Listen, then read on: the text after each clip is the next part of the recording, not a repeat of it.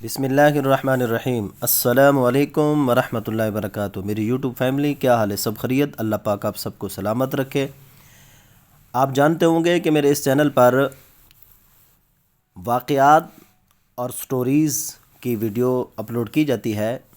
اپنے روٹین کے مطابق آج بھی ایک نئی ویڈیو کے ساتھ حاضر ہوا۔ ویڈیو بہت دلچسپ ہے، آپ نے اس ویڈیو کو آخر تک ضرور دیکھنا ہے، انشاءاللہ بہت مزہ آئے گا۔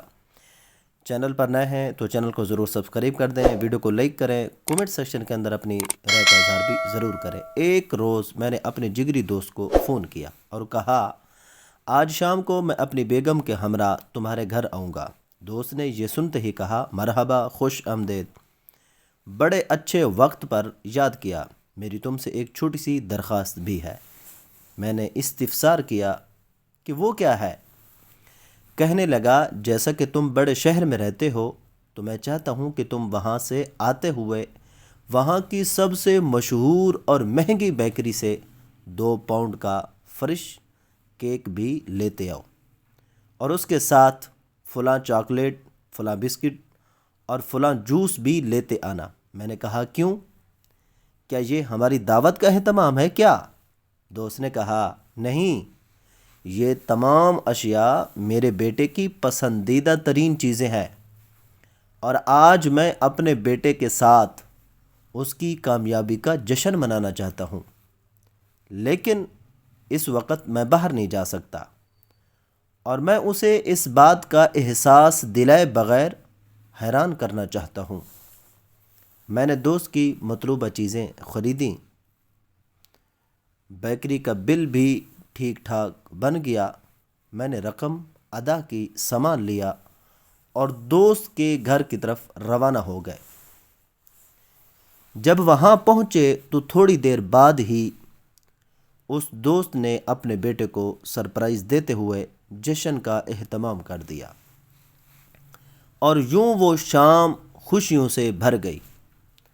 رات گئے، جب میں نے دوست سے اجازت چاہی تو اس نے کہا میرے پاس کیک کا ایک بڑا ٹکڑا بچا ہے، براہ کرم مجھے شرمندہ نہ کیجیے گا اور اسے اپنے بچوں کے واسطے لے جائیں۔ اس نے فقط وہی ڈبہ مجھے تھما دیا جو میں لایا تھا، اس کے علاوہ نہ ہی مجھے وہ رقم دی جو میں نے خرچ کی تھی، اور نہ ہی پیسوں کا ذکر کیا۔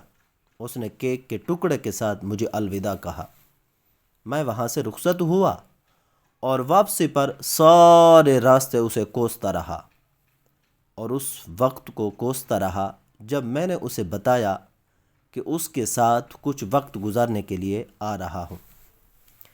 گاڑی میں میری بیگم نے یہ کہہ کر تسلی دینے کی کوشش کی کہ شاید آپ کا دوست ادائیگی کرنا بھول گیا ہے، وہ کل ضرور یاد کرے گا اور آپ کو فون کر کے معذرت کرے گا اور پیسے بھی بھجوا دے گا۔ لیکن میں کہتا رہا کہ اس نے مروتاً بھی نہیں پوچھا، لہذا یہ رویہ یاری دوستی کا استحصال اور آداب و احترام کے منافی ہے۔ میں بدستور غصے میں بڑبڑاتا رہا۔ گھر پہنچ کر بیگم کو کہا کہ شیخ صاحب نے جو کیک کا ٹکڑا تھما کر احسان کیا ہے، وہ کیک کا ٹکڑا بچوں کو کھلا دو، کم از کم کچھ تو تسکین ہو۔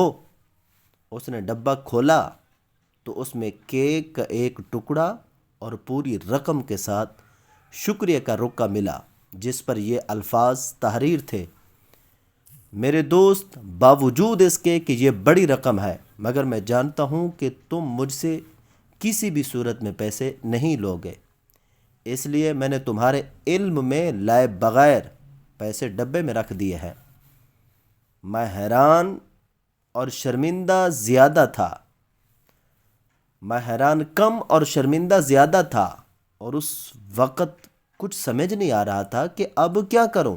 میں نے اپنی بیوی سے پوچھا کہ اس دوران میں نے اپنے دوست کے متعلق جو رائے بنا لی تھی، کیا میں اپنے دوست سے اپنے برے خیالات کے لیے معذرت کروں اور معافی مانگوں؟ اس نے کہا آپ کے متعلق اس کا جو حسن ظن ہے اسے اس پر قائم رہنے دیں، اور آپ بھی دوسروں کے بارے میں اچھا گمان رکھیں، اچھا خیال رکھیں۔ ہمارے اکثر مسائل ہمارے قول اور فعل میں پیدا ہونے والی غلط فہمی اور ہمارے رویوں کی غلط تشریح کی وجہ سے ہوتے ہیں۔ کاش ہم ایک دوسرے کے لیے ایسے ہی اچھے بہانے بنا سکتے جیسے میرے دوست نے کیک کے ٹکڑے کے بہانے ڈبے میں پیسے رکھ دیے۔ یہ بہت دلچسپ بات ہے، اور آج کل ہمارے معاشرے کی بھی یہی حالت ہے، اور ان کے لیے یہ سبق آموز ہے۔ ویڈیو اچھی لگی ہو تو لائک کریں، آخر پر چینل کو ضرور سبسکرائب کر دیں۔ شکریہ۔